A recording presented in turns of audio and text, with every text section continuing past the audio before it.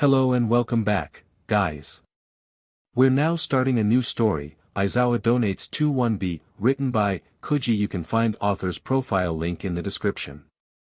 Let's begin Chapter 1. Izuku Midoriya POV. Surrounded by enemies, I stood shoulder to shoulder with Tetsu and Kendo as we were at the forefront of the pack, with my only friend who transferred from 1A to 1B with me at my back. Even so, I saw no reason to worry for once in my life, as I had my classmates, my friends, by my side. Giving a subtle nod to Tetsu and Kendo after locking eyes with each of them by means of a sideways glance, getting nods and smiles from both of them. "All right everyone, let's show them that we are heroes, not their prey," I told everyone as we ran into the fight before us in groups. Midoriya household third-person POV. Izuku had woken up early for his first day at UA due to how excited he was to being there, kind of. Not so much as waking up early, as he instead stayed awake the whole night, unable to sleep due to his excitement. So instead, he had spent it going over his hero journals with entries on the heroes he knew were teaching at UA. Especially Eraserhead and Vlad King, who oversaw the first years. Eraserhead is an amazing hero, but the media gets on his back about his teaching exploits way more than Vlad King. When his alarm went off, he grabbed his vacuum-sealed uniform from his closet, opening it up for the first time since receiving it 2 weeks ago. His mother insisted on washing it, but it was vacuum-sealed and new, so he did not want to wash it, as he wanted to wear it as new as possible. However, to his horror, when he opened it up, it was the girl's uniform. Wahahat. Izuku could not stop himself from screaming, waking up his mother in the process, startling her. "Izuku, what's wrong?" Inko asked her son as she scrambled in through his doorway. They sent me the girl's uniform," Izuku exclaimed after starting his sentence over from the first word, not screaming enough for the neighbors to hear but loud enough to be called shouting. This confused her, causing to go over the uniform he had laid out on his bed, and then checking the student identification card to see that it said, "You know, if you let me wash it before, then we would have noticed the gender mix-up on the card and the uniform," Inko said, knowing her son was distraught but unable to resist the "I told you so" moment before her. After much discussion back and forth, they decided he would wear it to school and ask his teacher to fix this after meeting them. They had heard previously from a neighbor that her son had forgotten his uniform in his gym locker once at school, wearing his gym clothes home. If the same power-tripping security guard was watching that gate today, then they may prevent him from getting in and starting his first day. With your former quirkless status, they may not let it slide if you do not show up on the first day of school. She told him, hating this like the few times in the past where at home she had to acknowledge in front of him how society treated the quirkless. So, with much displeasure and some help from his mother, he managed to put on the girl's uniform, wearing briefs instead of boxers with them. On the way to UA third-person POV, Izuku had managed to, albeit barely, to catch the train to school on time, avoiding being late. Since there were no seats available, he stood by the door holding the hand railing above him with one hand while the other held his bag. Feeling like someone was grabbing his butt from behind, he turned his head slightly to see an older man returning his look with a lustful stare and a hushing motion. "If I say or do anything, people would notice, and if they find I'm a boy, I will die of embarrassment," he thought to himself, trying his best to keep quiet till the train ride was over. Never expecting he would ever have to deal with the rumored train MLSTR, he was about to cry when a blonde girl with horn pushed her way through the train crowd. "Stop, you pervert," Pony Tsunatori said as she walked up to them, pulling the man's hand off Izuku but just before slapping them across the face.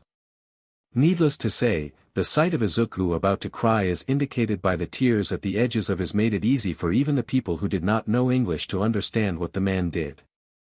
Someone in the crowd called the line for the station to let them know the man would need to be picked up by security at the next train stop. Picked up he was, off the ground, that is, as not security but by the local police, who had a car pulled up outside of the next station taking a break during patrol. It was satisfying for the officers, however, to see, despite the interruption to their break, how the man was kicked off the train. Violently shoved out by 3 women who people made room for that stepped up to help Izuku after Pony Tsunatori made everyone aware. "Thank you," Izuku replied in a quiet voice back to Pony, unable to bow his head on the crowded train, getting a pleasant smile from her. "Thank you all as well." He told the three women equally quiet as he did for Pony. The three women told him it was no bother to help a cute girl like him. Yup, I defiantly look like a girl in these clothes. Izuku thought depressingly, barely keeping a smile on his face. I hope we get in the same class together. After all, we Americans should stick together. Pony Tsunatori told him, waving him off as she sprinted ahead of him as they got off at the same station. This made Izuku wonder what she meant by Americans, but decided he needed to hurry, so he forgot about it, not realizing he had spoken in perfect English without an accent. This little hiccup of sorts was due to him string English by the age of 8 due to his obsession with watching and understanding All Might American interviews. UA entrance hallways classroom third-person POV. Getting through the gates was going to end up being the easiest thing. Izuku would do that, though he would not know it at the time. As he was making his way through the front gate, he could feel people staring at him, even getting what he think his mother would refer to as catcalls. He could feel his face turning a bright crimson, but walked forward with his head down, forcing himself to ignore them all. As he had expected, the security guard his neighbor's son had described when they were over was indeed at the front gate. Getting into the school, he made his way to the class labeled 1A, marveling at the size of the door before him, hoping his future classmates would forget this. "Oh, hey, you're the girl who saved me," Ochiko Uraraka had exclaimed when she saw him, causing Izuku to turn around. "What? No, Izuku was about to say he was a guy before getting cut off as Tenya Ida opened the door upon hearing them scream, stopping his reprimand of Bakugo. "Class is about to start, come in quickly." Ida ushered them in, taking care to be gentle as the two girls, despite training to be heroes, were still ladies first. Ida was then unable to introduce himself to them as he wanted to, and praise Midoriya for seeing the truth about the test was stopped by an irate Aizawa who did not like that 1A got all the top 10 students no matter what unless very unique circumstances were at work. "Alright everyone, my name is Shota Aizawa. I have no time to waste today, as you will all learn how busy heroes can be once classes actually start. First though, we are going to do a quirk apprehension test using the same standard 8 physical fitness tests from middle school. I will meet you all out at the athletics field in 30 minutes, there will be no further questions as I will not waste valuable class time on something superficial like an opening ceremony," Aizawa said, leaving gym uniforms with their names labeled onto the plastic bags containing them on the front desk before walking out. Normally he would be this abrupt, but the students who bothered him the most, Izuku Midoriya almost made another student late with herself by holding them up at the door. As everyone was grabbing their uniforms and leaving, Momo noticed Midoriya standing alone from everyone else who was already walking out. "Excuse, but are you okay? We need to hurry and get changed for class," Momo told the green-haired girl, who softly told her to go ahead. Barely being able to hear them, she was worried to leave them alone but decided not to push a stranger, albeit one of her new classmates, to do what she told them to.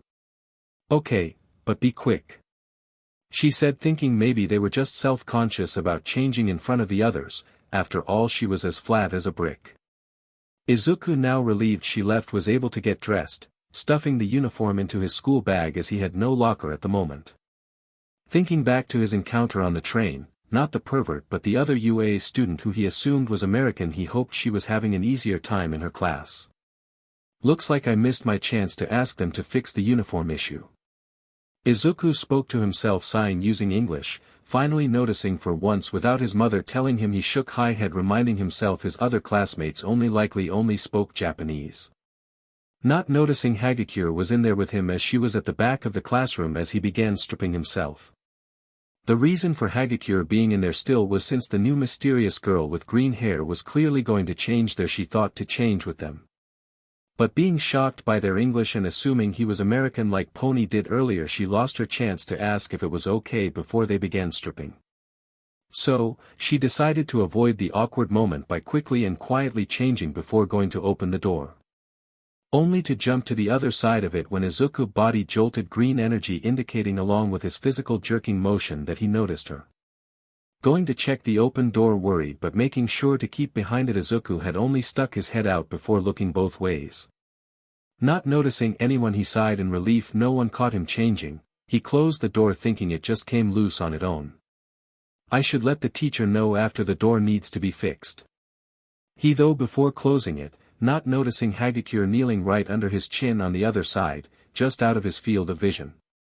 Relieved she would not be called a pervert by what she thought was an American exchange student, she left for the field, glad she already put her uniform in her bag. UA Athletics Field, third-person POV. Everyone had gathered onto the field and Izuku could swear that the teacher was glaring at him, but no, what reason could they have to be upset with him on the first day? In any case, they got to the point quickly.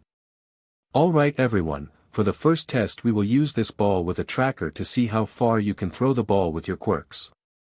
The first up being the highest scorer on the exam, Katsuki Bakugo, step up and don't leave the circle, but remember anything goes besides that one rule. Aizawa said, throwing the ball to the student to catch. Despite his gloating, which he did not like and made a mental note to train that out of them, he had to admit that the kid had good reason to be cocky. Getting over 300 meters on the test with a single explosion that was not his maximum was impressive. This was also when Mina Ashido spoke up, saying how this looked like it was going to be fun. Fun, you say? Aizawa asked her in front of everyone, seeing his opportunity. All right then, whoever comes in last for all of the tests will be expelled. He told them, hearing the wave of complaints he was expecting from these group of wide-eyed hopefuls. This irritated him as memories of a certain cloud quirk user came to mind. I can and will expel you, as we teachers at UA have full control of our classes due to our unique traditions here. Also, if none of you have noticed, the world itself is unfair. Every day innocent people suffer for no good reason, and that is why we heroes exist, to fight against this unfairness. Aizawa said, finishing his short speech, seeing the awe on some of their faces. Though most were still nervous. Midoriya. Come and throw the ball using your quirk. He told them as they gulped, stepping forward. Izuku stepped forward despite the fairly recent memorized and fear of breaking his arm again, but was determined to not come in last. However, as he wound up his pitch to throw the ball, his quirk had stopped for some reason. That was when he noticed Eraserhead glowing red eyes staring at him with a displeased look on his face. How do you expect to be a hero and save people when you become useless and need of saving yourself after one use of your quirk? Aizawa asked Izuku, who froze up for a moment before grabbing the ball to do it again. Sir, I don't think they understood. Hagakure had spoken up, trying to help defend the student who has singled out their teacher. I assure you they understood me perfectly. Now be quiet and wait your turn. Aizawa told her, making her shrink back into the crowd. Is he some sort of racist that hates foreigners? Hagakure thought, unable to think of any other less rude explanation for what appeared to be targeted behavior. This time Izuku did it without his quirk, scoring a little over 150 meters, impressing everyone, including Bakugo, who kept his annoyance surprisingly to himself for once. All right, I can do this without a need of a quirk thanks to All Might's strength training. Izuku thought as he continued to do this for all of the other tests. The grip strength went easily for him, scoring quite high due to raw power, the distance run, and the long jump just barely clearing the sandbox. Though the others were only a little bit tougher for him, he still managed to score, in his opinion, pretty good on the seated toe touch, sit-ups, and repeated side steps. The 50-meter dash he got a little over 5 seconds despite Bakugo purposely hitting him with an explosion.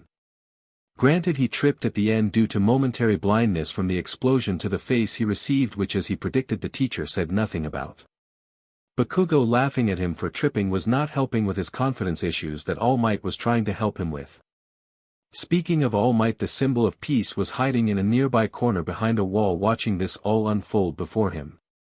I heard he was tough, but give Midoriya a break. He just got the quirk, and wasn't that explosion to the face a dirty trick, UJRK? He thought to himself, getting worried for Midoriya's safety, but had to leave after the 50-meter dash as he still needed to do some paperwork for tomorrow. I know you can do it, young Midoriya. I believe in you. All Might said to himself quietly as he walked away, wondering if this is what a parent felt like watching their child learn to do something new. All right everyone, here are the results of our test. Aizawa said, displaying the results on a hologram for all to see. Momo Yayorozu Shodo Todoroki Katsuki Bakugo Tenya Ida Fumikage Tokoyami Mizo Shoji. Mashireo Ojiro Izuku Midoriya Tsuyu Azui Mina Ashido Ejiro Kurishima Achiko Uraraka Rikido Sato Koji Koda Yuga Aoima Hanta Siro Denki Kaminari Kyoka Jiro Minoru Mineta Toru Hagakure. These results are what one should expect, all things considered, as most of the tests can easily be accomplished with enough physical ability. It was obvious that Izuku, who honed his body to such a degree that he can carry a hulking mass of muscles like All Might on his back semi-easily, would outclass most of his classmates. Many were quirk-reliant. This meant that since most of their quirks did not have that much brute force, Izuku was able to outdo them despite their creative quirk uses. For example, most would think immediately someone as meek as him would be weaker than Ejiro Kurishima, which is a fair observation since the gym uniforms cover their muscles. However, Kurishima could not lift anywhere near as much as him or had as much grip strength as him, since his endurance was greater than his raw muscle power. You expect him to be better than Midoriya at the long-distance run. But due to years of bullying, Izuku has gained a considerable amount of endurance, or rather stamina. Then there was those like Tsuyu Azui, who mutant quirks allowed her to develop her muscles faster than most, allowing her to just squeak or rather croak out a spot from Ejiro Kurishima. Mina Ashido, though more physically than most, was still behind the three previous students in terms of physical prowess. Rikido Sat had a lot of muscle, but since he brought no sugar to class today, not expecting this test, he could only rely on his natural strength. As such, he fell behind other who had strength, as well as speed or flexibility. He was by no means weak, however. The only reason Toru fell in last was because she was distracted worrying about Izuku during the test, screwing up a few times. Otherwise, she would have placed higher than Mineta, being in a safe spot, as even Aizawa mentally acknowledged that this test made her stealth quirk useless. The person being expelled today is Izuku Midoriya. Now go grab your bag and get out of this school, he said, shocking them all as he delivered this surprising news with such a bland tone. Chapter 2 Izuku Midoriya POV. Surrounded by enemies, I stood shoulder to shoulder with Tetsu and Kendo as we were at the forefront of the pack, with my only friend who transferred from 1A to 1B with me at my back. Even so, I saw no reason to worry for once in my life, as I had my classmates, my friends, by my side. Giving a subtle nod to Tetsu and Kendo after locking eyes with each of them by means of a sideways glance, getting nods and smiles from both of them. All right everyone. Let's show them that we are heroes, not their prey, I told everyone as we ran into the fight before us in groups. UA Athletics Field third-person POV, but sir, they placed 8th, and wasn't the expulsion thing just an obvious lie? Momo asked as Hagakure was busy trying to decide whether to cheer in joy that she was not going home or be sad another student would be unfairly robbed of their chance. Aizawa let out a little huff, slapping away. Midoriya reached out hand as they tried to sluggishly grab his arm, the student falling backwards onto the ground. I said this was a quirk apprehension test, and since they did not take my warning seriously like the rest of you did by not using their quirk, I will not waste my time on them, he said, painting Midoriya in most of their eyes as an overconfident slacker. This was mainly due to them not hearing what Aizawa said to Izuku earlier about their quirk. Unable to argue back due to shock, as most of the class was murmuring in agreement about how it was rude he did not take it seriously. Also, she could not bring herself fault his logic, as it only made sense to get rid of a lazy student. Tenya Ida, who was going to apologize earlier to them for their rudeness on the test day, thought now he was right about them and that they must have figured out the true goal of the exam by sheer luck. Achiko Uraraka, who was infatuated before cause they thought Izuku was a boy who saved her while risking their life, had lost all interest now. At first, she was turned off thinking they were also a girl, but when he told them that Izuku was not taking the test seriously while she struggled, this got her upset beyond words. Making her quietly seethe in rage at the idea she looked up to a person like that. With they all left Izuku there with Bakugo laughing his butt off at not just his joke leading them to cross-dress on the first day, but also seeing them get told off by an actual pro. UA Hallways Teacher Lounge third-person POV. Walking though the hallways after everyone else had left was one Itsuka Kendo, who stayed a little bit to talk to her teacher about future martial competitions for her family dojo. As she did, she came across a girl with green hair, and she got closer, seeing diamond-shaped freckles as well. The poor girl was crying her eyes out as she listened to an English video. By the looks of it, it was an interview of All Might from the States, but that was all she knew, as English was not her greatest subject. "Are you okay? Why are you crying?" she asked them as she bent down onto one knee to offer them her handkerchief so they could wipe their face.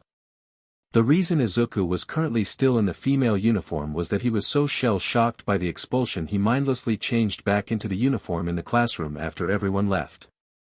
Why did this happen?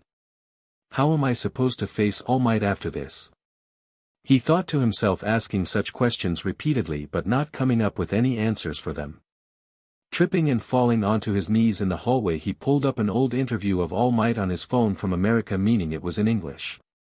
It not that he chose this one specifically, it was the first one to be randomly selected from his playlist. As such, he was quietly, almost silently repeating his speech in English as he heard it. This was when an orange-haired girl knelt over her handkerchief asking him what was wrong. Like a dam, he burst open, unable to hold back any longer. "I just got my quirk. My arm breaks. I passed the tests without. I was expelled." Izuku sobbed and broke midway through sentences forming in his head, only getting out a mess of a sentence. Kendo barely understood any English as it was, and the distressed state they were in was not helping them speak more clearly for her. But from what she could understand, the reason Class 1A did not show up for the welcome ceremony for the first years was because the 1A teacher did a quirk test. The person in front of her only just recently awakened their quirk as a late bloomer and could not control, so it hurt them to use it. Despite passing the test without use of their quirk, meaning through most likely pure physical strength, they were expelled for not using it. What the hell is wrong with that teacher, she thought to herself, practically shouting in her own head. Remembering she had a distraught victim who was unjustly targeted by their teacher, she got herself together. "It's all right, I'm here for you now," Kendo told them, rubbing their back as she pulled the girl into a hug. Ignoring the discomfort from her powerful grasp, she let them cry it out a bit more before lightly separating them, confusing the girl. "Let's get you cleaned up and I will take you to the teacher lounge to see if my teacher in 1B can let you into my class, okay?" She asked them as they sniffled but nodded yes, meaning they understood her. A quick trip to the closest girl bathroom that they cried all the way through. Later they finally got to the teacher lounge. Knocking on the door, she was told to come in. Spotting Vlad Sensei, Midnight Sensei, and Snipe Sensei, she noticed their confused looks. "Sorry Midnight Sensei, but can you help them get something to drink while I talk with Vlad Sensei?" Kendo asked the heroine, who nodded firmly, taking the green-haired girl with her to the fridge. Deciding that the clearly puffy eyes and still slightly sobbing student was in dire need of more than just tap water. So, the heroine gave them her bottle of sparkling water she kept in the staff fridge for herself while rubbing their back in a sideways hug. She also kept an ear open for the conversation between Vlad and his student while Izuku had tuned out everything around him. "Alright, so can you explain why Izuku Midoriya was crying?" Vlad King asked his student, surprising her before she recalled that obviously as an exam judge he would know all of the Hero Course first-year students' names. "Well, from what she told me, the short version is this. She just got her quirk and was living her life quirkless up till now. The 1A teacher did some sort of quirk test and despite passing he expelled her. Because she did not use her quirk, even though passing a quirk test through sheer physical strength is impressive as far as I am concerned." Itsuka Kendo gave him the cleanest explanation she could, as the green-haired girl was clearly not capable of it in the moment. That is until the end of it, where she slowly stopped as the overflowing rage from her teacher was scaring her. For Midnight Sensei part, she looked surprised to see that the 1A teacher did something like that before hugging Midoriya tighter, seemingly bringing them back to reality as she tried even harder to comfort them, making Kendo more worried. Vlad King, noticing how scared his student was, calmed down before taking a deep breath. "Sorry about that. Izuku Midoriya, report to Class 1B tomorrow morning. You are not expelled, understood?" he asked them as they nodded. With that he sent the two students off, telling them to rest well tonight and apologizing on UA behalf, cause he knew Aizawa would never apologize for this even if Nizu tried to force him to. "So why were you practically drowning in anger?" "Granted I was upset too, but also why were you not surprised before?" Midnight asked if he knew something she didn't, since he did not react to the quirkless part. After the exam I looked at their file and it said quirkless, which I thought was odd considering what we saw during the exam. So, I asked Nizu afterward and said that based off his observations that in all likelihood they just awakened their quirk during the exam, which made sense why their body was not adjusted to it. He answered her as both her and Snipe nodded yes to his answer to her second question. The reason I was so angry is that even me, someone who was not even being able to teach them read their file, which based off what he did I can only assume he didn't. That and the inherent discrimination they must have experienced over the years reminded me of my own childhood a bit. Vlad King told his two work colleagues why he got upset receiving silent sympathy from them for the second half.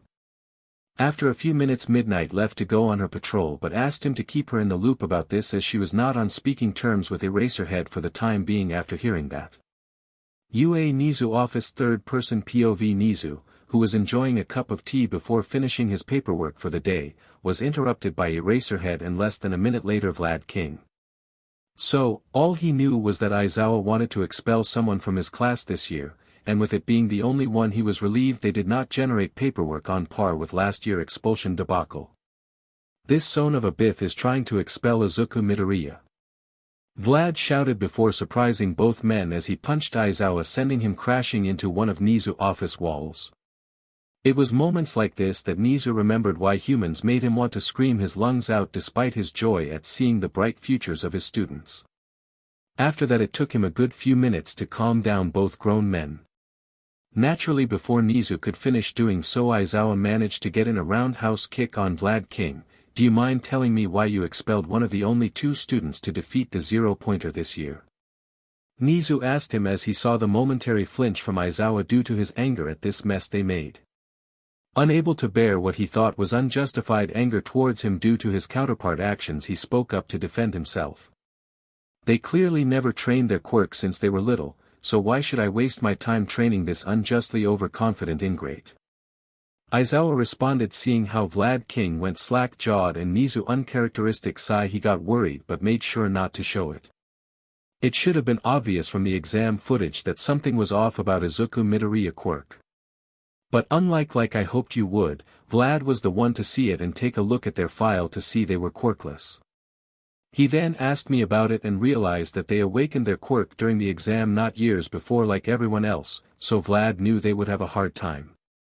Now, before you try to defend your actions, I want you to continue to give me all the details of the tests and how you interacted with them.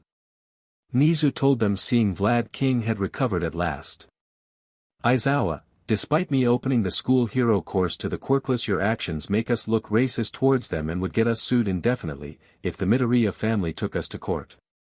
In fact, because we let the quirkless apply that we could easily be seen as cruel, and I don't need to tell you this, but UA reputation affects all of hero society as it definitively acknowledged best hero school. If Vlad did not apologize for us already, we would be cooked alive by the media if they ever heard of this. On top of that, you pretty much destroyed their reputation amongst the student body thanks to your little stunt. Nizu told them as it had finally dawned onto Aizawa what he had done to UA by not taking any more than a cursory glance at the students' names and images from their files. I will decide your punishment at a later date, but for now Vlad will take over teaching Izuku Midoriya as her homeroom teacher. We, and by that, I mean me and Vlad, will apologize to them tomorrow and assure them you will not go near them for a bit, as I doubt they want to see you right now. As for you Vlad, any resources you need, ask me for them without hesitation, but do what you must to help them learn to control their quirk. I understand this will take significant time as their body still needs to get used to their quirk. I will have Recovery Girl do a quirk examination like they do for children when they awaken their quirks, though since they're much older she will have to adjust it a bit, so the results may take longer for you to get. Nizu said, dismissing them as he rubbed his temples, worrying about how he would need to make peace with the Midoriya family. Midoriya household third-person POV. Getting home both mentally and physically exhausted from his first day at UA, Izuku struggled to push his front door open. Trudging through, his mother came out to the front entrance to greet him. Izuku, how was your... She had stopped upon seeing his puffy eyes and the fact that he was still wearing the female uniform. Sitting him down at the kitchen table, she encouraged him to tell her everything that had happened. Well, like we feared, the security guard our neighbor told us about was at the front gate, so it was a good thing we decided not to take any chances. Izuku told her, letting out a sigh as she nodded with him, unsurprised by her son bad luck. Then the teacher, instead of going to the opening ceremony, had us do a quirk assessment test out in the athletics field. He then went into how he got changed in the classroom after everyone left to avoid embarrassment. His mother, still quietly listening, nodded along, agreeing he made the right choice by changing away from everyone else. Though that still did not explain why he was still wearing the girl uniform. Then he lectured me, and made fun of me for not being able to use my quirk properly even though I just got it at the entrance exam. He told her, barely keeping himself from starting to cry again as he remembered that part of the day. Letting him take a moment, Inko rubbed her son back to help him keep calm. He said whoever came in last would be expelled, but despite getting 8th place he tried to expel me for not using my quirk even though he knew using it right now would break my bones. Izuku finally began sobbing, but after all of his crying earlier this only lasted a few minutes before he continued. As for Inko, she was well past being simply upset with them for how they treated her son. In her opinion, if anyone asked her, they should be banned from teaching anyone after that. But one of the students from 1B found me crying in the hallway after and brought me to her teacher. He told me I wouldn't be expelled and to come to 1B starting tomorrow. He made sure to tell her of the good news from today. This indeed made Inko happy to hear that the 1B teacher at least understood what it meant to be a teacher. But hold on a second. Izuku, why did Katsuki not do anything to help you? Inko asked him, to see him get nervous and scoot away a little. Izuku, she said, scooting closer, turning his head to face her and look her in the eyes properly. Well, the thing about that is. Izuku, unable to hide it any longer, told her the truth of Bakugo behavior that day and over the years. As well as the reason why UA thought that he was female, which was due to a messed up prank Bakugo did when the teacher announced both of them were applying to UA. Bakugo had swiped Izuku application paper from the teacher and changed the gender part on the application form to female, saying he was weaker than a little girl. Their teacher at the time laughed at it and said that he would fix it later, but clearly, he did not do that as he said he would. The horrified and pale look on her face spoke volumes of what keeping this information from her meant to her.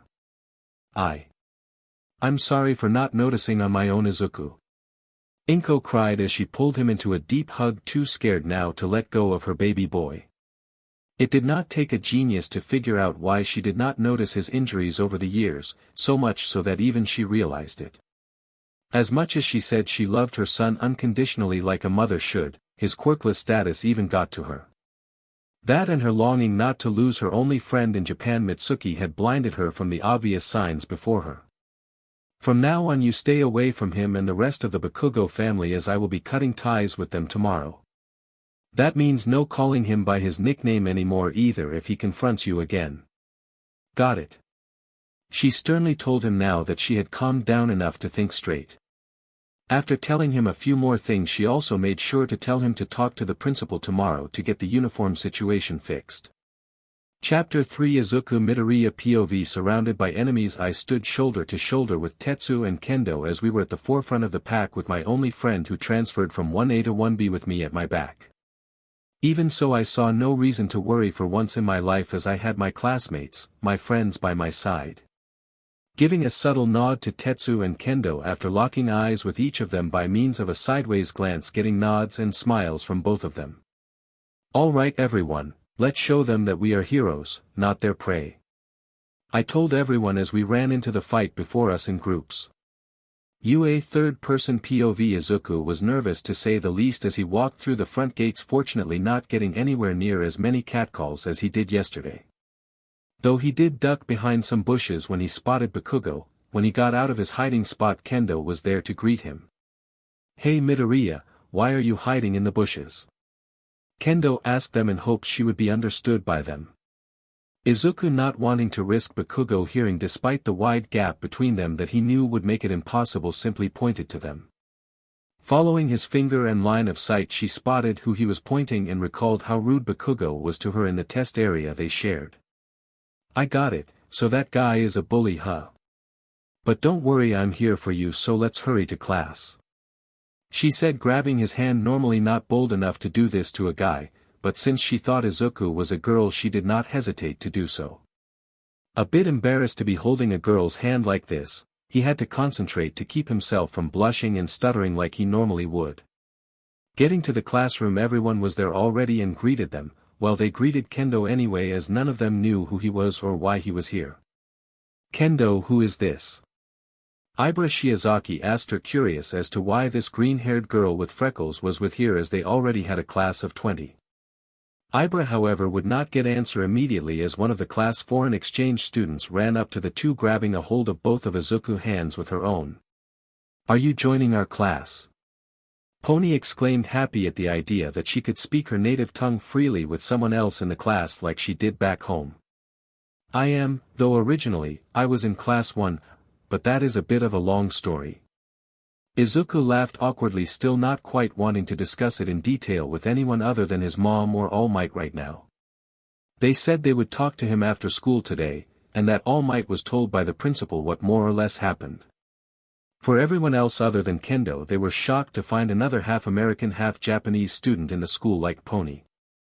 To make things a bit simple, as it is a bit of a long story and class will be starting soon. All I will say for now is that they used to be part of 1A but were discriminated against by their teacher and he tried to expel them. So now they will be in our class.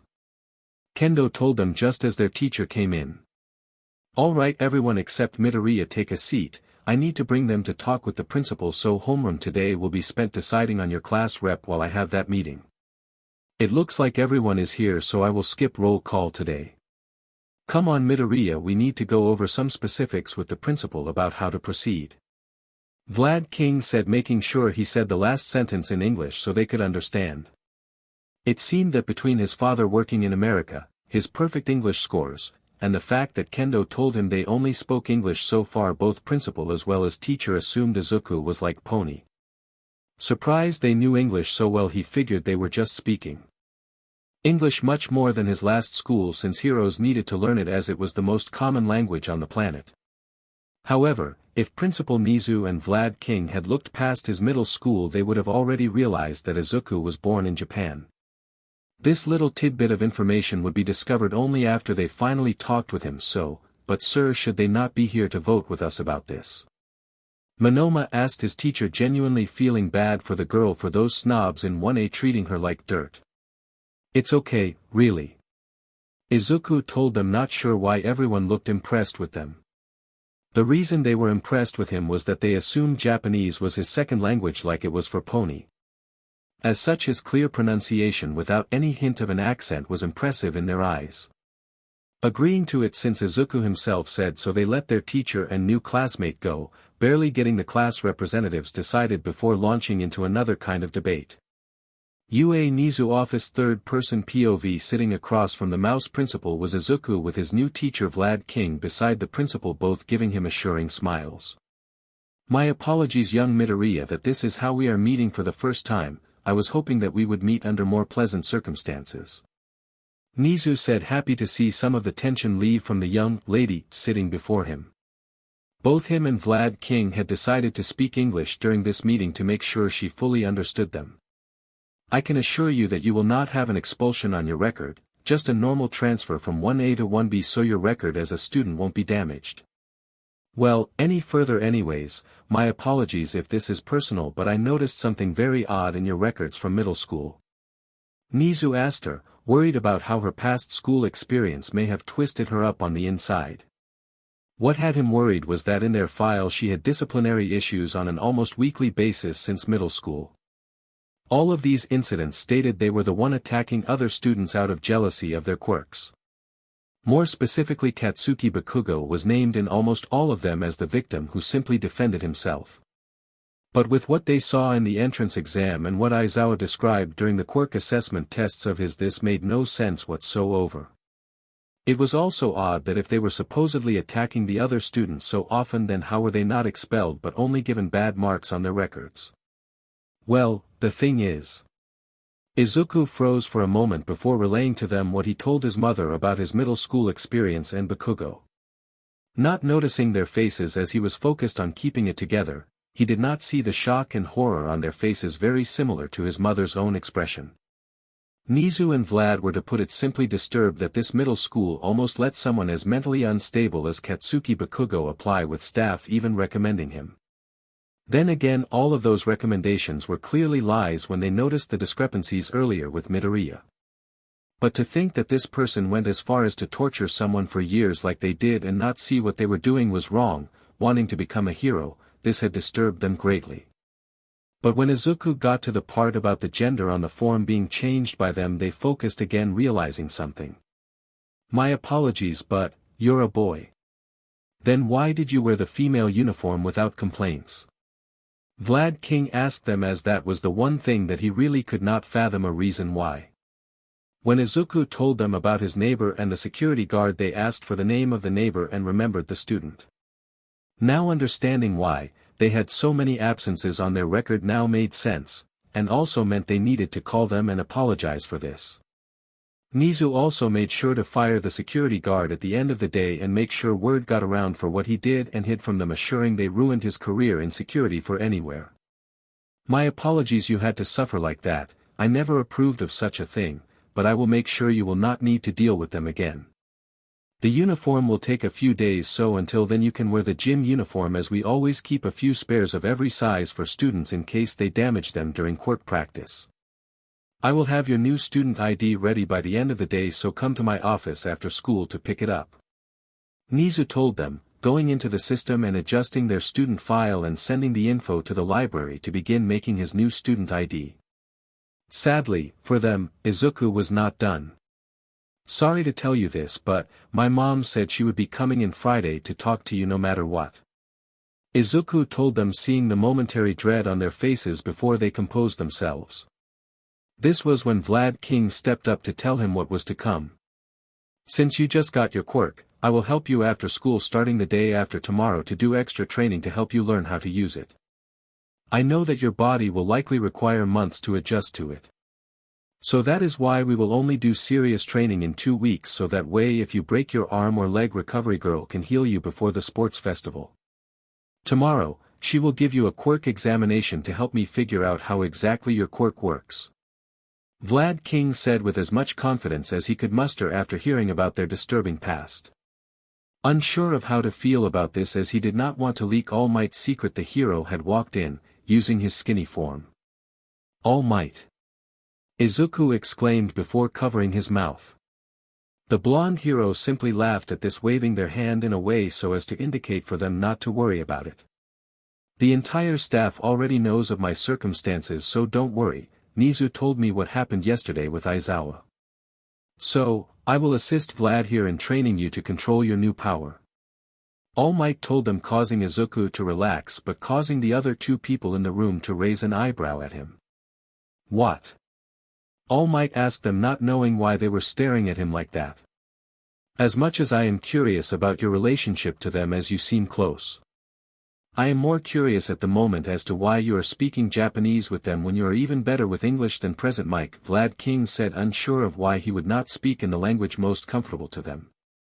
"Well, is it not natural to speak with someone in their first language when it is your first language as well?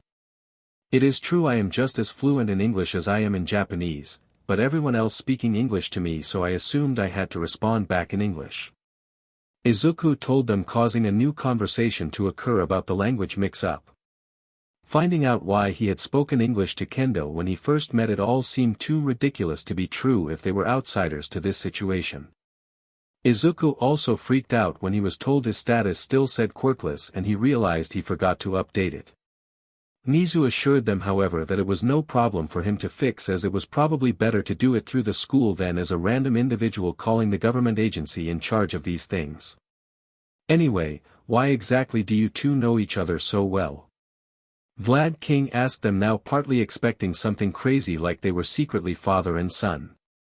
It was then he got the tale of how the two met originally, shocked that Midoriya moved on instinct to save someone, especially that hell spawn torturing him. Seeing now why Nizu said All Might would help made sense, it also made sense how they thought they could get into UA without a quirk. With all of that done, they sent Midoriya away with Vlad King back to class as Nizu spoke with all might about Midoriya past. Nizu had never seen the gentle giant of a man before him, virtuous enough to almost be called a saint, get so angry before. Though he understood why, after all Midoriya was his successor, the next symbol of peace, and therefore his responsibility to oversee with the time he had left. Telling him to keep calm and teach 1A normally, he told them to go as he would be calling Aizawa and Bakugo to his office shortly. When Aizawa and an irate Bakugo came in, he could tell Aizawa knew roughly what would occur. "Greetings you two, now take a seat as I have something important to talk about," Nizu told them, scaring Aizawa as he always offered tea to people. Unless of course they had done something to incur his wrath. "I am about to tell you what I have been told, and you young Bakugo will tell me if it is true or not," he said, going into what Midoriya had described to him but keeping their name out of it. Aizawa was visibly shaken, which was an extremely rare sight, however Nizu expected this along with the growling response from Katsuki Bakugo. "Did that quirkless DKU try to get sympathy from you by lying? All I did was put the weakling in his place since he obviously can't be a hero without a quirk." Bakugo yelled at them, essentially admitting to what he did. However, this was worse than simply admitting it, as he made it clear he was racist towards the quirkless. Aizawa actually regretted almost thinking someone like this had what it took to be a hero. "I will give you this note to give to your parents. You are not allowed to come back to school till after I have had a meeting with you and both your parents. Except for this Friday, any day before or after will work for me, so they are welcome to come anytime once the school day starts," Nizu told him, as Bakugo blew up a chunk off his desk in rage at this. "You can't do this to me. I'm going to be the next #1 hero." Bakugo got up to the principal face, screaming at them. Unfortunately for them, Aizawa could not pull them away or warn them in time before Nizu struck. Literally, as he gave the young man a stun gun to the neck, causing them to fall on the floor convulsing for a minute before picking themselves back up. "I can, and will do so, especially after how you just threatened your principal like you did. Despite what your middle school taught you, I will tell you how the real world works. Your quirk is not that special compared to other heroes. You are a dime a dozen that can easily be replaced in this industry. And keep in mind that with everything you have done to Midoriya, you could easily get yourself sent to prison for what you have done if they decide to press charges, so I would be careful if I were you." Nizu finished his speech, putting the note in his front pocket of his uniform jacket before getting Aizawa to drag the shocked student out of there. Whether or not Nizu skipped over the difficult process of how the courts would have to go through to charge him as an adult despite his young age, well, oops, perhaps it was possible the intelligent animal could forget something from time to time, or this could just be another game of his to play with the parents when they come in to talk with him.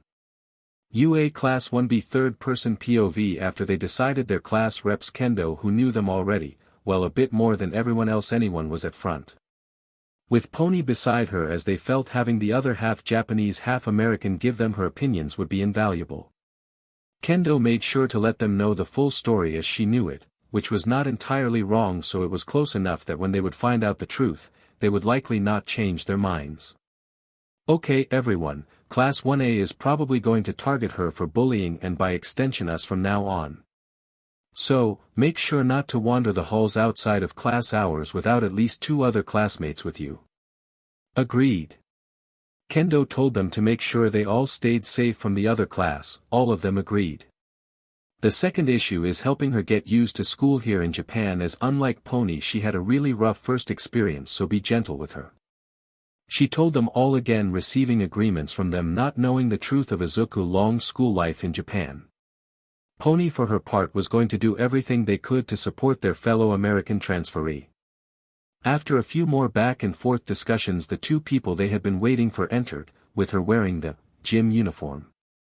"Alright everyone, before things get too out of hand, since it looks like you had a meeting beyond what I instructed for you to do, listen well," Vlad King said, pointing with his head to the chalkboard they wrote some notes on, embarrassing them all.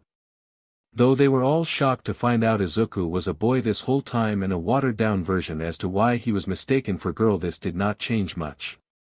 Nor did their apparently non-American heritage affect things when it came to protecting them from bullying.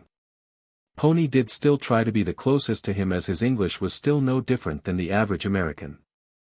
With that, his second first day had started off well, with his class supporting him for the first time in his life instead of torturing him.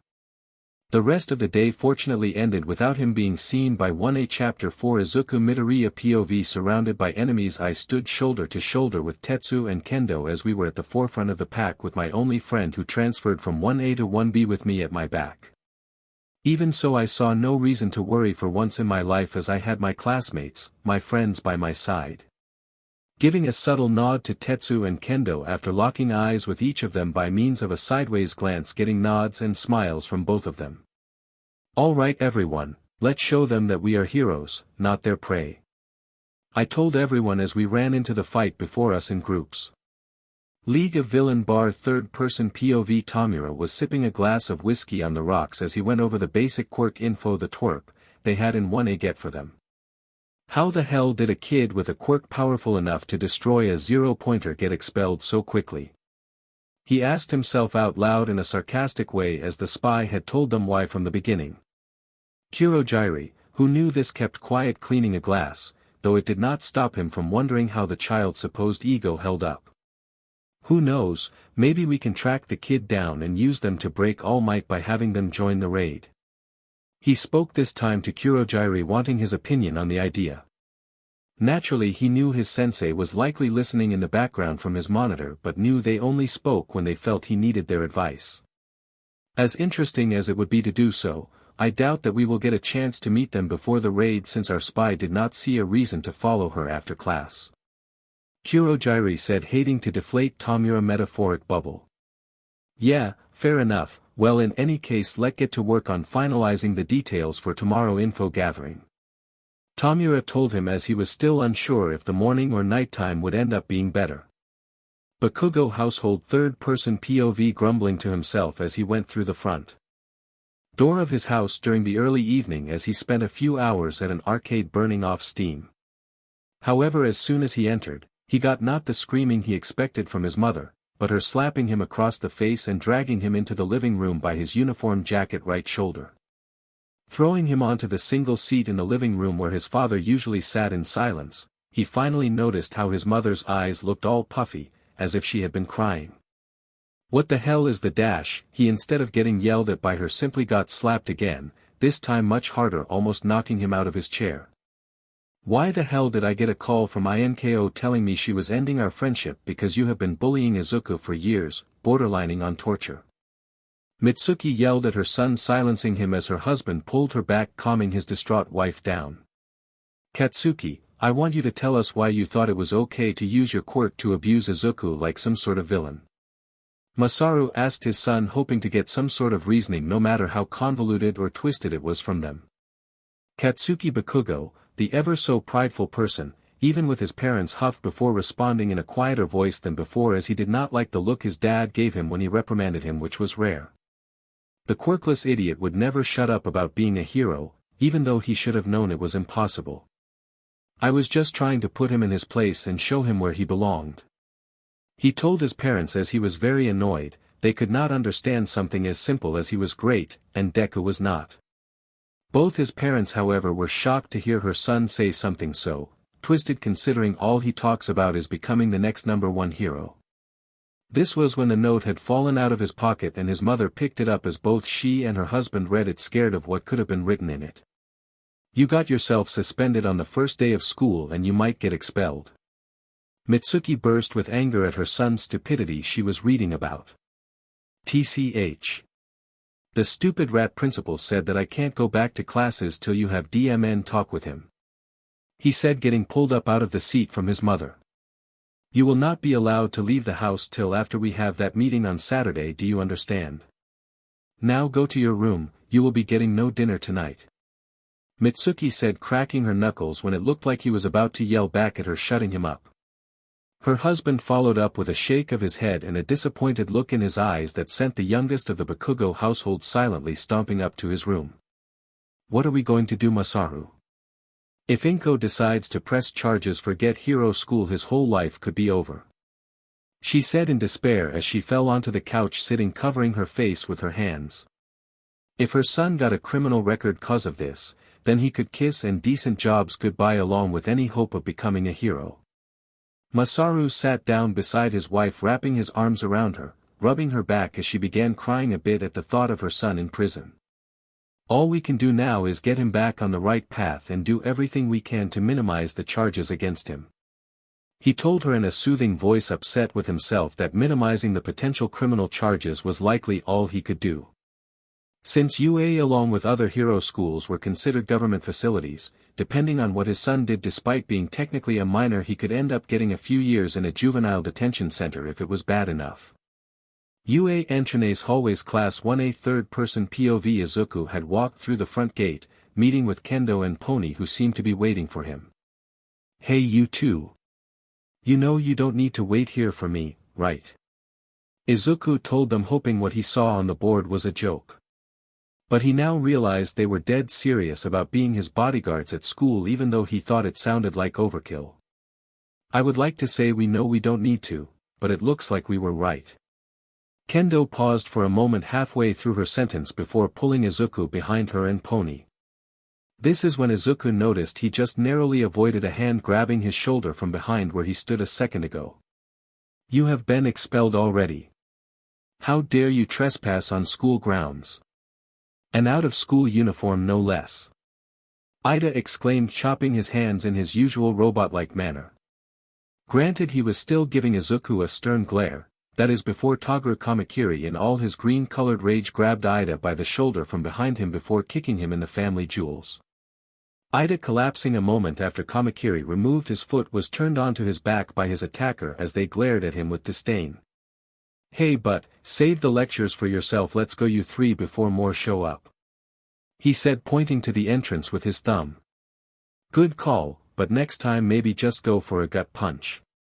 Though I appreciate you shutting him up quickly, making him collapse at the front gate like this will probably cause some backlash later," Kendo told him, rubbing the back of her head in frustration as she imagined 1A barging into their classroom later. Toguro, however, did not care and was always ready to prove he was stronger than anyone else. Pony simply called Class 1A JRKS, just as ready to follow Kamakiri lead. "Wow. Kamakiri really is like Kabakugo, he is like Bakugo. But he is semi-friendly and respectful to his classmates outside of a fight." Izuku thought of remembering how intense he got during 1B doing the quirk apprehension test yesterday during afternoon classes. Though Toguro Kamakiri is every bit as intense and only slightly less foul-mouthed than Bakugo, he still tried to be friendly with his classmates. Even if Shiozaki was constantly scolding him for his contemptible language, Kamakiri, however, did not care much about it as he was used to being scolded for it.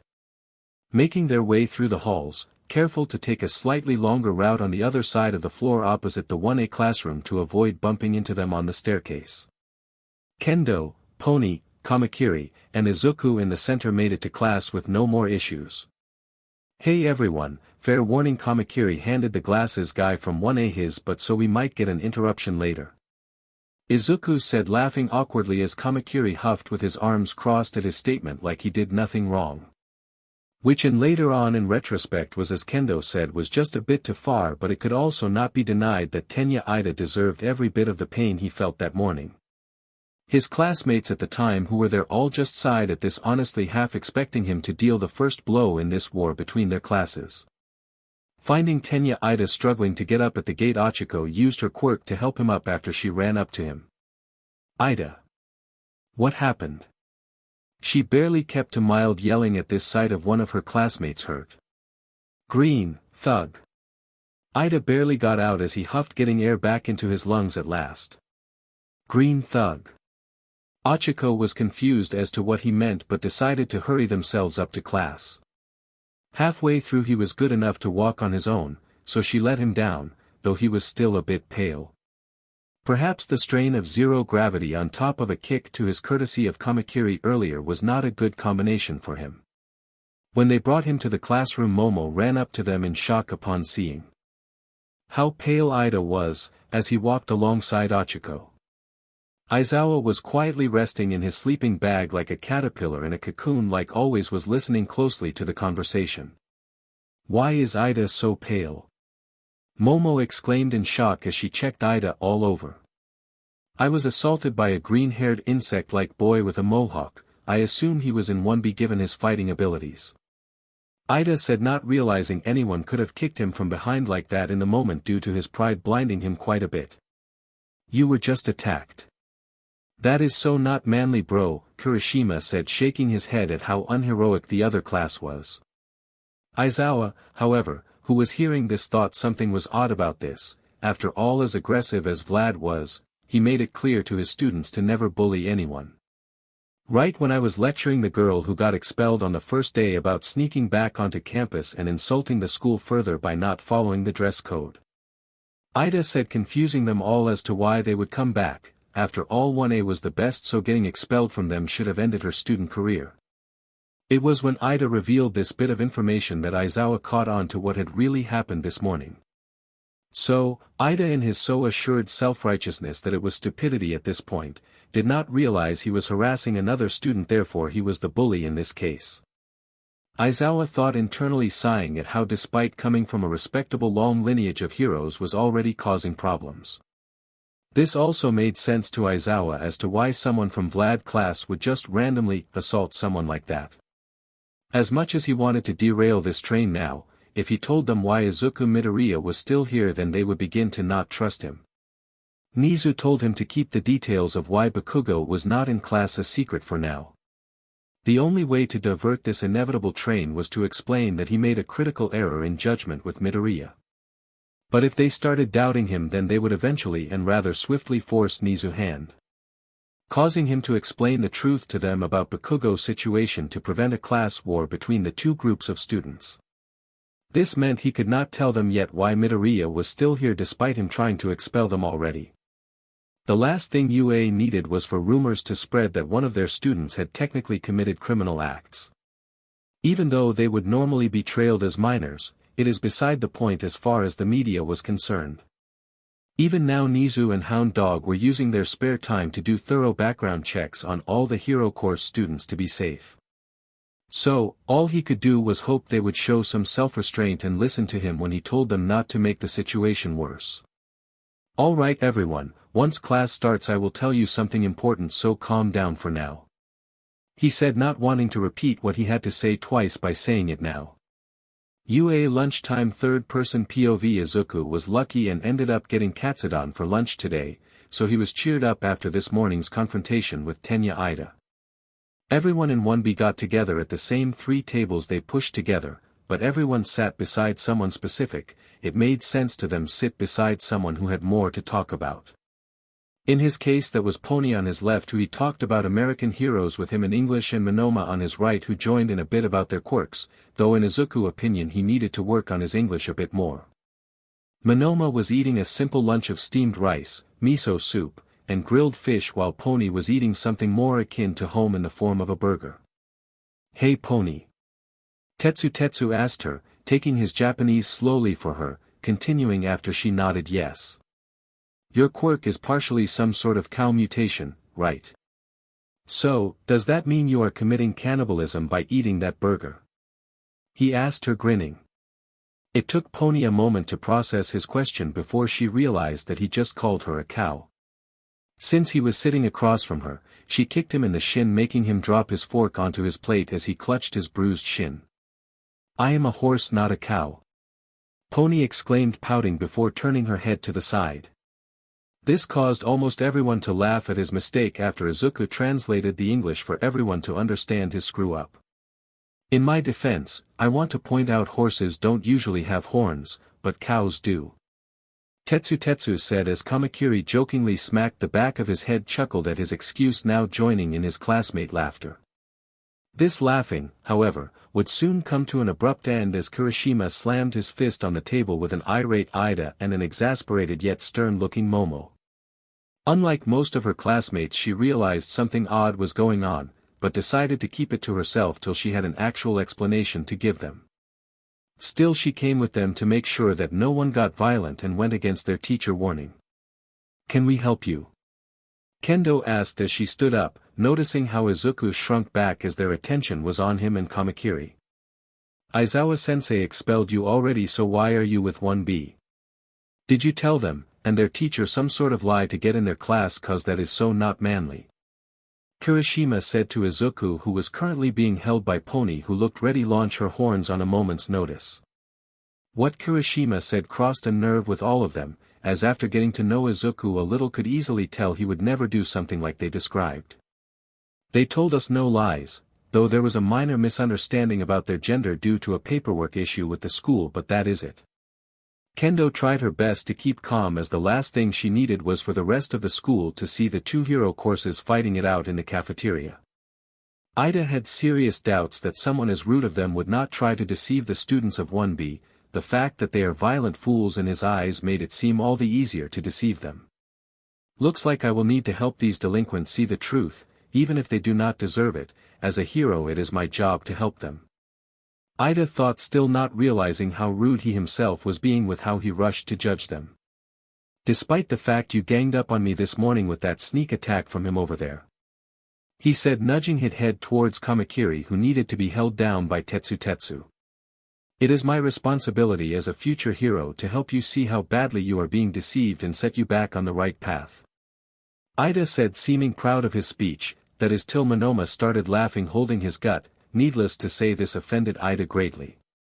Thanks, but no thanks. If anyone needs help being set back on the right path, it is you.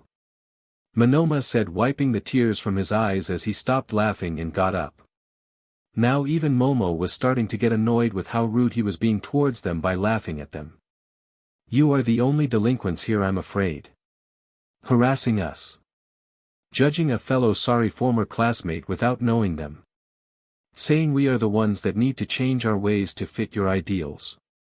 You know, at first, I was upset I got into 1B, but if arrogant fools like you is what makes up Class 1A, then 1B is a far better place to be in terms of training to be a hero. And unlike your teacher, our teacher may encourage a rivalry between classes, but at least he makes sure we don't go as far as to become bullies like all of you. Monoma finished his speech, catching his breath, excited to show the school which class had the actual future top heroes in it. His classmates, despite finding him to be a bit egotistic himself, could not help but smile and agree with him. Even Kendo, who wanted to hold back the fighting, could not argue with his speech, so instead walked over to him and pulled him back down into his seat. My apologies for what my classmate had said. However, he was not wrong about you clearly trying to abuse your status as the perceived better hero class. Kendo said, making it clear his point in case they had lost sight of it during his rambling. Momo was now beyond miffed and was seeing red herself after being insulted so blatantly like that to her face by them after they injured her classmate. But before she could give them a good piece of her mind, the alarms went off, sending the whole cafeteria into a panic. Chapter 5 Izuku Midoriya POV. Surrounded by enemies, I stood shoulder to shoulder with Tetsu and Kendo as we were at the forefront of the pack, with my only friend who transferred from 1A to 1B with me at my back. Even so, I saw no reason to worry for once in my life, as I had my classmates, my friends, by my side. Giving a subtle nod to Tetsu and Kendo after locking eyes with each of them by means of a sideways glance, getting nods and smiles from both. All right everyone. Let's show them that we are heroes, not their prey. I told everyone as we ran into the fight before us in groups. UA lunchroom hallways, third-person POV. The moment the alarms went off, when the shrill siren hit the student ears, that was when the school had begun filling to the brim with chaos. Left and right people began shoving each other to get to the exits, not even realizing they were trampling each other due to their panic. 1B, however, was the only ones not in a panic, as Izuku had stopped them, recalling the reporters from earlier this morning. Everyone stop, it's just the reporters. Izuku tried to yell out to everyone, but it only reached his classmates. What do you mean? Kendo had to yell to make sure he could even hear her over all the screaming and the alarm. According to Midnight Sensei, who was waiting for the students by the gates, they are only interested in getting information on All Might teaching the first years. Because I was wearing the gym uniform, they probably thought I was a second or third year and let me go through without any trouble. So it was probably one of them that just broke through the barrier when getting impatient. There is probably no villain attack right now. Izuku finally finished, taking a breath while it sunk into the others. All right 1B, get yourselves together and wait this out calmly. Kendo told them all, figuring it was safer to wait here at their table than go into that stampeding mob. She would also be proven right, as Power Loader had to fix several broken doors and Recovery Girl had to deal with dozens of cases of broken arms or legs accompanied with major concussions. UA Recovery Girl third-person POV. Despite the protests of the other students of Class 1B, Vlad King had to send his students home, promising them he would drive Izuku home. Nizu had recommended to the student body that everyone travel as far as possible towards their homes as possible with at least one other person. Nothing could wrong with Vlad King promise, right? Well, on to the quirk examination after everyone left. However, All Might was the one there, not Vlad King, as for now Nizu decided not to let him in on the full picture. Not out of spite or distrust, mind you, but more so as Aizawa had dumped a metaphoric pile of hot garbage on his desk in terms of legal issues that needed his full focus. As such, he could not go through the long and complicated loops that came with One for All, so he decided to save it till the Midoriya issue was handled on hopefully Friday. Nizu would need to make sure to have Recovery Girl give him a watered-down explanation in her report so as to not disclose the truth of One for All yet. That, and he had a feeling about something the symbol of peace may or may not have done yet. Alright, young man, first off, I have known Toshinori's secret about his quirk since he was given it by his MSTR when he was your age, so we can speak openly here. Recovery Girl said, seeing Izuku relax, knowing that he would not need to worry about sharing anything he shouldn't. Now to simplify it for you about how Toshinori has explained it to you, it converts the metabolic energy from your body natural process into kinetic energy, resulting in what is perceived as enhanced strength, she said, stopping as Izuku was staring at her wide-eyed. His pupils practically turning into stars as he mumbled about how interesting the quirk was, writing something down in a notebook he pulled from somewhere she did not see. Toshinori, you did explain how your quirk functioned, right? I mean, I explained it to you when you were younger. Recovery Girl asked him with a sense of dread. I kind of forgot to tell him. Toshinori Yagi said as one of his former teachers was glaring at him, indicating she was going to smack him with her cane. Yes, she most definitely ended up smacking his head the moment he raised his hands to defend himself, which he then used to rub the spot on his head where she hit him. This was what Nizu was worried about, albeit very little compared to the Aizawa generated he was dealing with right now. Letting out a sigh of frustration, she noticed Izuku was shaking like a leaf in the wind. Realizing that she was scaring him, she put her cane down and patted his shoulder, calming him. Here is the same explanation I gave Toshinori when he was your age. It converts the energy your body creates during the Krebs cycle of your body metabolism that concerns the oxidation of fats and sugars into kinetic energy. What people see as destructive punches or gust of powerful wind made from his high-speed movements is the transfer of that energy, and when it passes through the air faster than the speed of sound. However, there is one special function of the quirk that defies physics. Recovery Girl said, seeing him stop tilting his head. This made the old women chuckle before casually whacking Toshinori on the head again before continuing. Normally, energy is transferred between what you come in contact with and the air itself. This is due to the commonly known fact that energy cannot be destroyed or created but only transformed, well, for anyone who has taken an elementary school or higher level science class at least. She said, expecting the same question Toshinori asked her when Nana explained it to him. By what does that have to do with this special function, and how does it defy physics? Izuku asked, now confused. But with this quirk, a small portion of that energy every time you use it goes to a third place. A sort of core of energy that when he transferred the quirk to you, he transferred this core as well, but unlike the last two, the energy stays in this core permanently, making the quirk baseline strength more powerful than when you had received after you pass it on to someone else. It is also this baseline energy source that you tap into every time you use the quirk, however the energy added to this core does not get used up when you tap into it. Think of it as more of a way to jumpstart and support the process in your body that it accelerates to get the power you use. She stopped, winded, taking a sip of water, making sure to whack her former student on his head again, as it looked like he was about to say something stupid. Izuku, after writing that down, thought for a moment before turning to the open window, catching their attention. I think I know how to limit my power for training for now, but I really am not going to like it. Izuku sighed as he realized how bad these next few days of meals were going to be. With that he began explaining to them how based off her explanation slowing down his metabolism could help him limit his power output till he gets fully adjusted to it. The method he suggested was a high-carbohydrate-fueled diet, that at first, they both shot down, but then he posed a different question to them. Then how am I supposed to train with it before half of the school year passes by and my body is adjusted to it? 'Cause I doubt it will only take me a few months like most 4-year-olds. He said, making a fair point to the two heroes who relented. With that they used Recovery Girl medical knowledge, as well as All Might undergraduate degrees in health and nutritional sciences. Which was a surprise to even Izuku before he remembered that no one except a few knew what All Might's actual name was, so it made sense why he never knew. That, and based on how he looks now, no one would ever associate him with health and nutritional expertise. After some back and forth they decided what combination of vitamins to start off with and decided to adjust accordingly as the month went on. But they agreed to only do this health-risking experiment for a month at most before making him return to his regular diet, hoping this 1 month would be enough to help accelerate his body adjustment to the quirk. Oh yeah, so what should I call my quirk? We still need to give Principal Nizu a name to submit. Izuku asked them as they realized they still needed to do that part before the end of the week thanks to the Quirk Registration Agency, or QRA for short, demanding a fast response.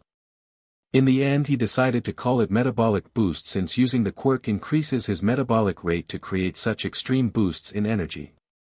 Also naming it One for All officially would be too dangerous according to All Might, as a powerful villain he once was forced to kill that knew of his quirk unique trait.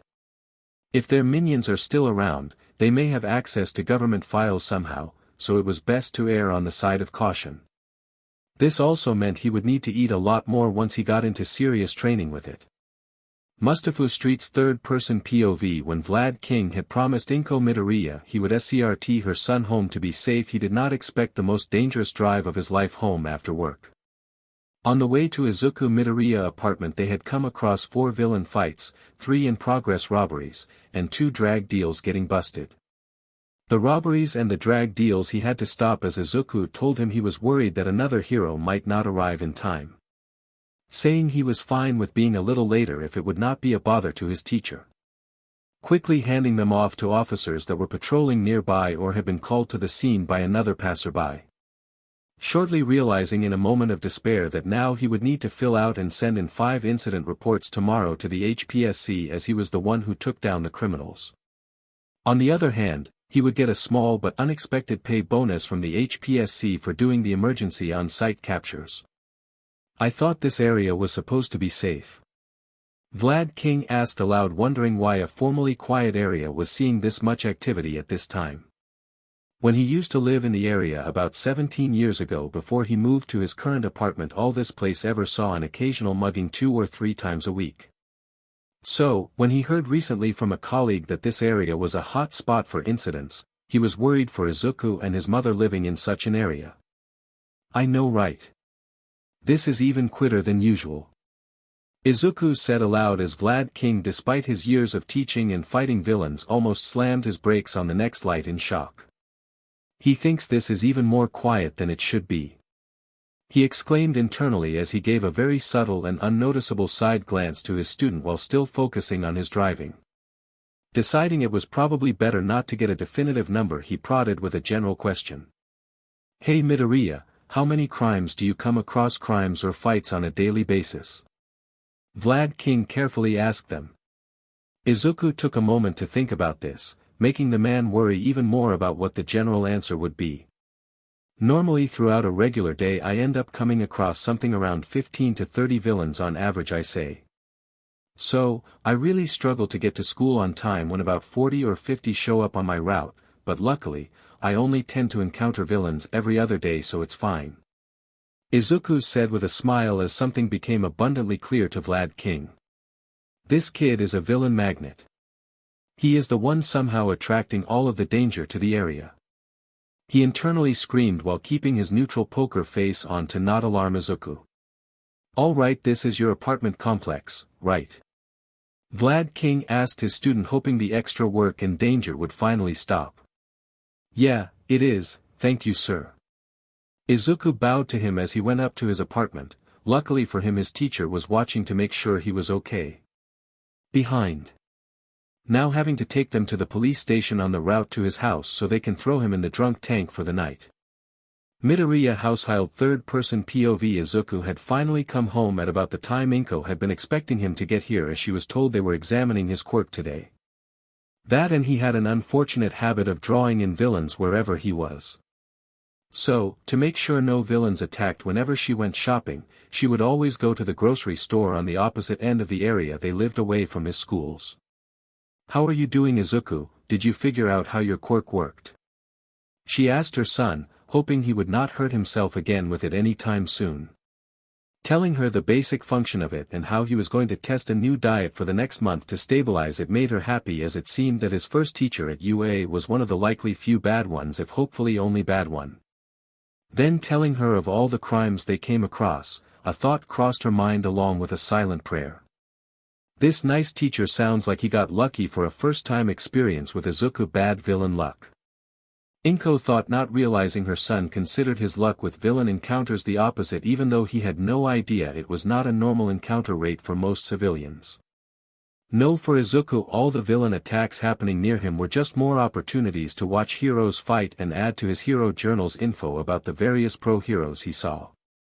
League of Villain bar third-person POV. Tamura was currently looking over the schedule and saw All Might was scheduled to do a trip to the USJ with Class 1B next week Monday, then on Wednesday with 1A, so, the second-place class gets All Might for Rikyu training first. That's odd, but at least it means we get to have more time to prepare to kill the top class along with him. He said, laughing to himself a little at the thought of the news saying how he killed All Might and the supposed best of the next generation. Kurojiiri, however, hummed at this, catching his young MSTR attention as they are indicating with a hand motion for him to speak.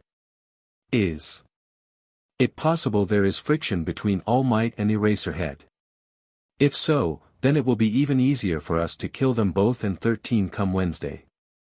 Kurojiiri said, making Tamura wave him off before responding.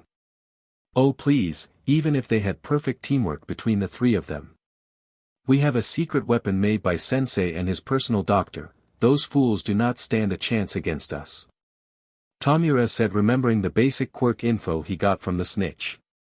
I better get Sensei to ask the brat for more precise info since a few days have passed since their classes started. So, the brat probably knows more useful information by now. He said, as always, with Kurojiiri making a mental note to ask the MSTR later when he was not resting later. What the so-called Demon Lord of the Quirk era did in his small window of time he called absolutely private unless for a life-or-death emergency, always confused both the Misty Butler and the Krusty Gamer. But who were they to question his decision, especially when he was always attentive the rest of his time due to several quirks making it so that he did not need any more than 5 hours of sleep to maintain his current peak condition, not his former.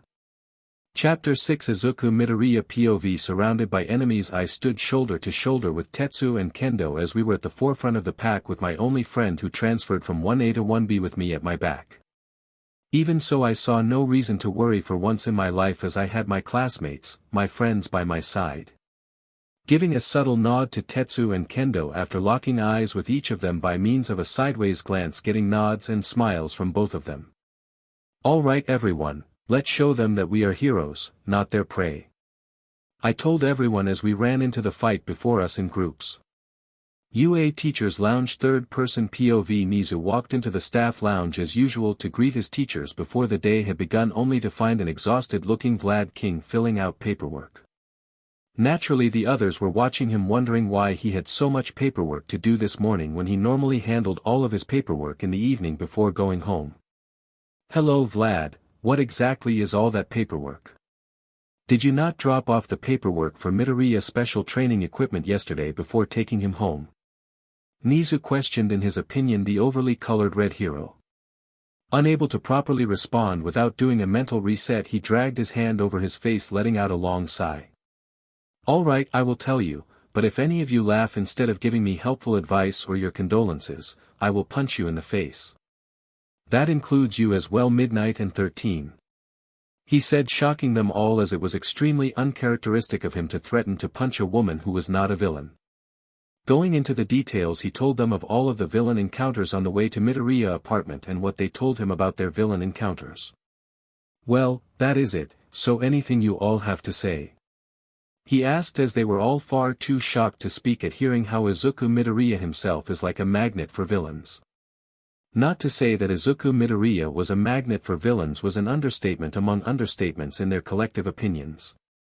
All Might and Present Mike, being the only ones not shocked for different reasons, had their eyes closed. All Might was not shocked as this made him recall his own childhood and his own current luck with villains, so he was not surprised by this, thinking this was normal for a hero. Present Mike on the other hand was not shocked cause he was holding back his laughter but eventually gave in. When he did give in however, Vlad King made good on his word to punch them in the face, sending them flying across the room, landing just short of the wall, sliding into it. My apologies Vlad, I take back what I said jokingly before about giving you a raise after Midoriya first day incident you took care of. Your raise will be finalized before the end of the day, hang in there my fellow hero and teacher. Nizu said, genuinely wishing them luck going forward. I am so sorry for every time I backed up Aizawa whenever he took a verbal jab at you. Midnight said, patting his shoulder before walking over to slap Present Mike awake for his homeroom class. UA entrance hallway's third-person POV Izuku guards today were Hiryu Rin, Narenjiki Shota, and Reiko Yanagi, three people who would later be called the Silent Squad by their other classmates. Waving to them, they waved back to him, nodding as well. Showing each other pictures of martial artists, close-ups of hero support gear, and some of their favorite poetry. However, they barely got to the entrance of the building when they were stopped by one. Yeah, just kidding. Zero made a bad attempt at an insult joke at Izuku's expense for what Monoma said yesterday in the lunchroom. While Kaminari had made a dumbass comment so stupid that did not sound racist in his head but was in actuality very offensive. This had made Rin lose his composure, seeing nothing but red for the moment he needed to severely injure such a weaker opponent. Needless to say, Zero was tied up in his own tape by Yanagi, using her quirk on the little bit exposed on his elbows to pull out the amount she needed. This would have been avoided if he did not pull up his sleeve to try and use his quirk to retain the foreign student. Rin had left Kaminari with a concussion, two black eyes, and hung them upside down on the pillar by wrapping his breathed legs around it while he used Kaminari belt to tighten the section around his ankles so he would not fall out of them. I have a feeling we might get in trouble for this. Izuku said with a light blush, not trying to look directly at Kaminari, chuckling awkwardly as any attempts to fight back in his previous schools only got him in more trouble.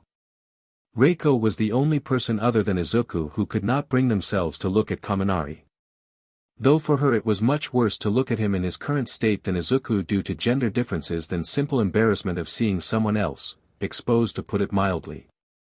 No worries, if Kamakiri did not get chewed out for what he did to someone from a prominent hero family like the Ida family, then I doubt we will get in trouble for these two. Shota said quietly as they hurried to their class. Then he looked to Rin, who now calmed down and seemed to regret going as far as he did on Kaminari when he knew he could have easily knocked them out in one hit. Especially in Rin's case, as he had a fairly justifiable reason for losing his temper like he did. They said, trying to cheer up their classmate. The people they passed in the halls would whisper things as they walked by, about half for rumors that they are picking fights against the other hero class of 1A. While the other half of them were talking about how they were praised as one of the only 3 classes not to panic yesterday. The other 2 being one of the third-year hero classes and the other being one of the support course classes who just quietly locked up the support lab. Since they were in there during the alarm and did so just so they could focus on their work, thinking the hero course just broke something, it was not as great as a feat as it seemed. However, no one would find out till much later on about this, though the rumors had still made them look tougher in the meantime. Fortunately for Kaminari and Zero, 3 of their classmates found them before classes started as they rushed towards them. After hearing some female students scream, Mizo Shoji and Nijiro Kirishima had carried them to the nurse's office, while a red-faced looking away Achiko Uraraka went to class to let the teacher know so they would not be marked as absent or skipping class. UA Class 1A third-person POV Aizawa was about to mark 5 students absent when one of the 5 students came in breathing as she seemed to have been running to class. I take it you have a reason as to why the only 4 that I was not told in advance would not be coming are not here. Aizawa asked her, already expecting some bad news. When we got to the front gate at the same time Shoji, Kirishima, and me figured we would walk to class together. But then we heard some other girls' screams and ran to see. Achiko said, beginning to mumble as she awkwardly described what she saw. The other girls in the class were going red in the face as she told them how Kaminari was found to not be wearing underwear to school today based off of Kirishima and Shoji agreeing it did not look like they were ripped off of him. Great, now one of my students was caught flashing the other female students. Nizu is going to chew me out later. He thought as the class began talking among themselves. From what he was hearing it seemed that they planned on confronting 1B about this incident. Before anyone tries anything stupid, I would like to point out that anyone who does try anything will get punished harshly for it. The only reason I did not punish Ida was despite the fact he was the aggressor. His humiliation and pain from being stopped by them was worse than a single detention I would have given him for his offense of that kind. Aizawa said, making it clear that Ida had used up their only warning as a class. Technically he should have punished him, Momo, and Kirishima for lunchtime yesterday but did not, was simply due to him needing to focus on securing the school's safety after the break-in. But sir, this is the second time now they have Momo was about to say attack them but was cut off by Aizawa scaring her into silence by glaring at her while activating his quirk. Second what? Second time they attacked you. Aizawa said, doing air quotes with his fingers when he said attacked you. I will find out the reason why later, but in the first instance Ida was the one verbally assaulting them and tried at what one could consider physical assault. UA teaching staff will handle this, just like how vigilantism is not approved of by pro-heroes on the streets. Neither do we approve of it in the school, we adults will be the ones to decide and handle the punishment of students around here. Not children who do not know better and have no authority to do it in the first place. Now sit your butts down and get ready for homeroom, except you Achiko, I need you to go get your classmates from the nurse's office who can return to class. He said as she nodded, running off again before he called out to her not to run in the halls. Will Eraserhead and Vlad King make their way down to my office immediately? Midnight will cover watching 1B for homeroom while Cementos will watch 1A, Nizu called over the intercoms, making him groan in frustration at this year batch of class. UA Class 1B third-person POV. Vlad King came in to see 4 students, with Izuku standing among them seemingly in wait for him. I know I am going to regret this, but what happened this morning? He said, getting the feeling that wherever Izuku went there would be trouble not too far away. Launching into a very fast-paced explanation of what occurred, Izuku just barely managed to tell him before Nizu called him down saying Midnight would cover for him. Alright everyone, I will try my best to convince Nizu to not give you any severe punishments for what you did, but I will give you some form of punishment for taking it as far as you did. Vlad King told his student as he patted them on the shoulder before leaving through the door. UA Nizu office third-person POV. Currently sitting before the mouse principal of UA were 2 of the most headache-inducing children he ever had to deal with at UA. Vlad King and Eraserhead, who both looked like they were ready to just give up on everything, one of which this look was unusual to see on them.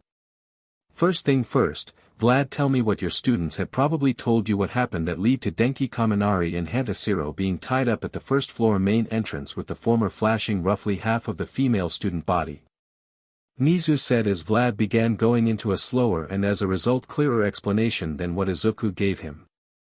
Aizawa did not get upset at him as he knew how confrontational Class 1A had been since they found out Izuku was in Class 1B after he left Class 1A.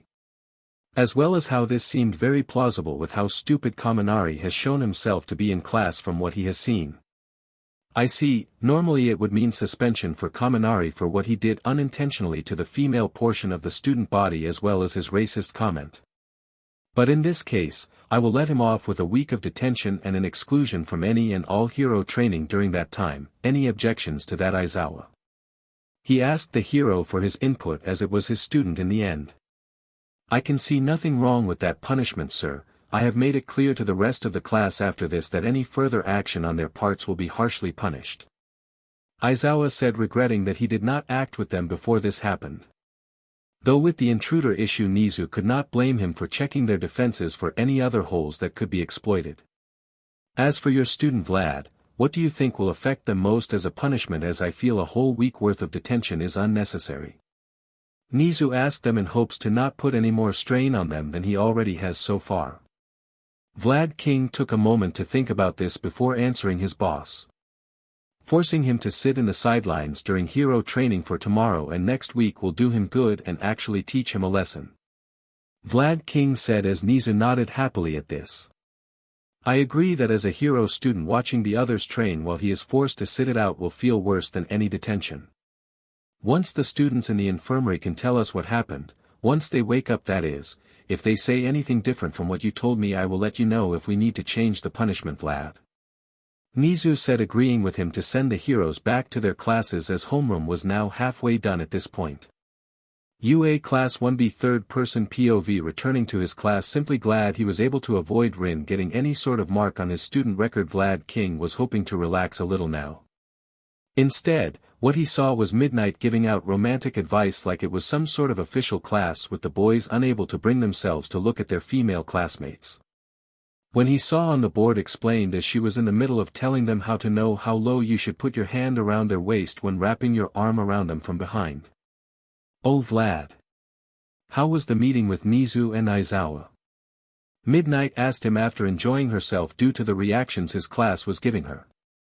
I could ask the same about what was going on with my class.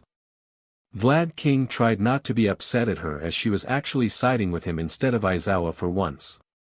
Oh this. She indicated to the lesson she had written on the board, getting a nod from him. Well, since they are going to spend most of their time in high school focusing on hero training, I figured I could use this rare chance to teach them how to deal with dating problems. Midnight said proudly, as if she was doing them some sort of favor. After a literal just over 3 minutes of getting her out of the room politely, Vlad King could now stand before his class. All right everyone, first thing first is to alleviate any of your fears. Rin will be punished by sitting out the hero foundational lesson tomorrow and all 3 next week. So, no need to worry about this getting on his permanent record. He said, seeing the relief on their collective faces. Whether it was a delayed reaction from him saving them from Midnight due to their embarrassment shock or the knowledge their classmates were fine, he could not tell. As for your schedule next week, normally we have only 2 hero foundational classes a week, 1 rescue and 1 fighting. But since we start the first week with only 1 combat lesson, next week you will receive combat on Monday and rescue on Wednesday as well as Friday. After that it will alternate between one or the other on Tuesday and Thursday. Class 1A will be doing rescue training Monday and combat on Wednesday and Friday, so I doubt we will meet them during that PRD. Vlad King said, seeing someone raise their hand indicating a question for him, so he motioned for them to speak up. Why are they not trying to balance out the rescue training like we are, sir? Kendo asked him, thinking it sounded odd like her other classmates. Vlad King let out a sigh as he pinched his nose, worrying her. She said something wrong. The reason they are not balancing it out is because Aizawa, the Class 1A teacher, sees more value in combat training than in rescue training. I am sure that many of you wanted more combat training than rescue training, thinking rescue training is a waste of time. But trust me, it will benefit you and the civilians you will rescue in the future. He said, pleasantly surprised by their answers. I'm sorry sensei, but you're wrong. To be taught how to save lives better is never a waste of time. Ibra Shiozaki said, standing up before bowing to him in respect. She is right, sir. When those fools in Class 1A are unable to assist the heroes, they in turn with after the sports festival with rescuing people they will regret. Nito Monoma said, flipping his bang to the side while laughing. They're right, sir. No matter what school they go to, I have never seen on the news a hero allowing students to risk taking part in an actual fight. So having better rescue skills will be more useful to them till we reach our second years and are allowed to get our hero licenses. Izuku said, happy to see how everyone here would not make fun of him for not being ready for a fight yet like they probably would in Class 1A. In fact, his classmates were impressed as none of them even considered that very point before he mentioned it, making them glad, well except for Kamakiri, but he still understood what Izuku was saying even if he did not like the reality of their situation. UA Class 1A third-person POV getting back to his class. Aizawa saw Kurishima and Shoji return during his absence along with Hantashiro. Zero, you go to Nizu's office to tell him your side of the confrontation this morning. And be honest. Or else. He said, making it clear by saying the words separately to put emphasis on them. This made Zero gulp before going to the office as he was told to do. Letting the class know of Kaminari punishment, they complained as he had expected, calling out how it was unfair. To make it clear to you all, he said something incredibly racist, which is why he was attacked as brutally as he was. UA does not tolerate such matters. I can assure the punishment for racism here can be much worse than what he got. Granted, he had other things to be punished for beside that one point, but I will not go into that right now as it would require a needless explanation. Aizawa said before going into next week's schedule, making them all excited as they all were happy to get to fight more than rescue training dummies.